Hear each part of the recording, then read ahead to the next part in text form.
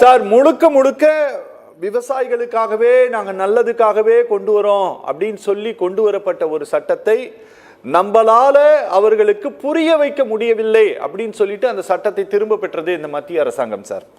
இன்னைக்கு நாங்க முழுக்க முழுக்க இவர்களுடைய நன்மைகளுக்காக, ஒதுக்கப்பட்டவர்களுக்காக, இஸ்லாமிய ஏழைகளுக்காக இதை நாங்க கொண்டு வந்திருக்கோம் அப்படின்ட்டு இவர்கள் சொல்கிறார்கள்.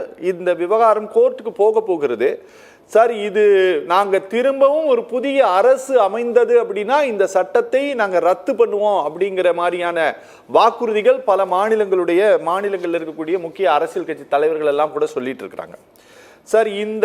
இந்த விவகாரம் வரக்கூடிய நாட்கள்ல இது கொஞ்சம் பூதாகரமாக மாறுவதற்கான வாய்ப்புகள் இருக்கா சார்? இது உறுதியா சார். இப்ப எங்க கட்சியை 8ஆம் தேதி நாங்க எல்லா மாவட்டங்களிலும் நாங்கள் ஆர்ப்பாட்டத்தை வச்சிருக்கிறோம். சரி, அது மாதிரி திராவிட முன்னேற்ற கழகம் செய்ய போறாங்க.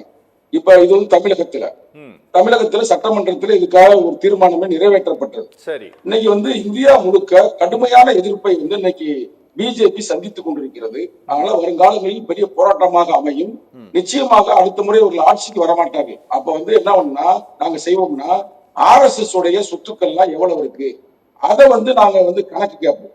அதே RSSல உறுப்பினர்கள் இன்னும் யாருன்னே சொல்ல மாட்டாங்க. மொத்தம் எத்தனை உறுப்பினர் இருக்கான்னு கண்டுபிடிப்போம். இதெல்லாம் வருவதற்கான வாய்ப்புகள் இருக்குது என்பதை மட்டும் இந்த தருணத்தில் நான் பதிவு செய்ய ஆசைப்படுகிறேன். சரி, நல்லது, நல்லது.